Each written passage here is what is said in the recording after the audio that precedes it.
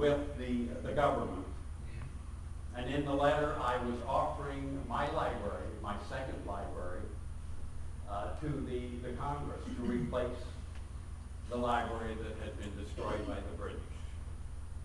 All 6,782 volumes.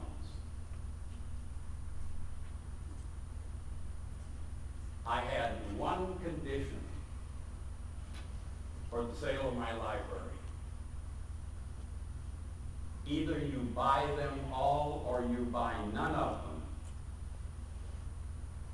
And would you believe, there were particular members in the United States Congress who felt there were particular volumes in my library that were not appropriate for the Library of Congress.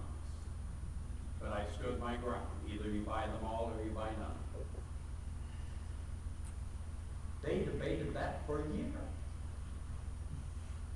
And finally, on a very narrow vote, they accepted my offer.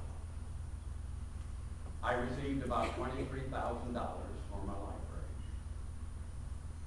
And I'm a very meticulous person.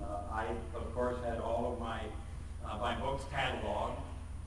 I designed a bookcase that also served as a crate. So the books were then placed in these crates, carried onto 10 wagons outside my home here at Monticello. And this trainload of wagons then made its way to Washington. The crates were taken from the wagons into a home which was simply a temporary Library of Congress. Carried into the home, set up, my library was then ready for use. I then proceeded to assemble a third library, and this is what you find here at Monticello. Here at my desk this morning, I'm designing my tombstone. The obelisk itself will be 6 feet high, set atop a 3-foot cube of stone, all of rough stone. I simply don't want something that will attract vandals. And I also have decided on the words that are going to be inscribed upon it at the proper time. They will read, "Here was buried Thomas Jefferson, author of the Declaration of American Independence, of the Statute of Virginia for Religious Freedom, and father of the University of Virginia." I've been involved in many things in my lifetime, but these are the 3 things that I hope the American people will remember before.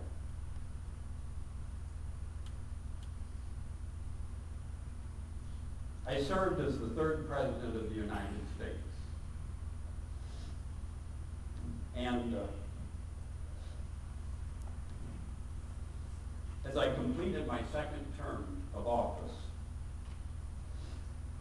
I was succeeded by James Madison as president. I attended his inauguration, remained in Washington for a week or so as I tended to my final details. And then I mounted my horse and I made the 10-day journey to Monticello. I was in a state of utter joy because now I knew I would never be called upon again to serve in a public way. I had been in public service for 45 years, beginning as a member of the House of Burgesses in Virginia. During the Revolutionary War, I served 2 years as governor of Virginia. And then I assumed the responsibilities of Benjamin Franklin as ambassador to France from 1784 to 1789. And when I returned home to Monticello in 1789, I simply had asked for a leave of absence to attend to business at home with the intent, of course, of returning to Paris. But when I arrived home, there was a letter from George Washington. He had just been elected the first president of the United States. This was 1789. And in the letter, he was asking me to serve as the Secretary of State. Well, I couldn't say no to George Washington. So I assumed those responsibilities, never returning to Paris again. The 5 years that I had spent in Paris were 5 of the most glorious years of my life. I could spend all morning here simply telling you about the things that I was involved in during those 5 years in Paris, but time will not permit. As George Washington completed his first term of office and was reelected unanimously again to the presidency, he asked me to continue as his Secretary of State. Well, I sat down and I wrote one of the most difficult letters I have ever written. In this letter, I told George Washington that I regretfully would have to decline to continue in service as his Secretary of State. And what was the reason?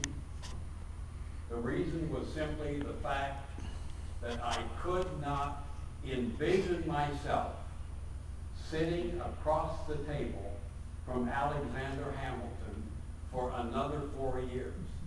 Alexander Hamilton, of course, was George Washington's Secretary of the Treasury.